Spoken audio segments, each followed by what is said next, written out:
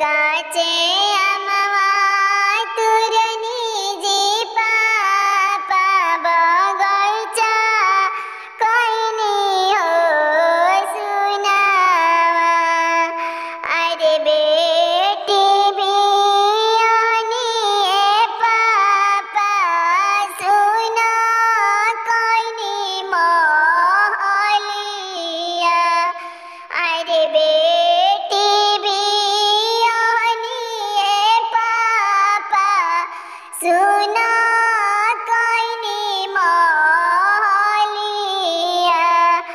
अरे बेटी दाना करत जी पापा सुना कैनी महलिया। अरे बीच मड़वा में पापा धी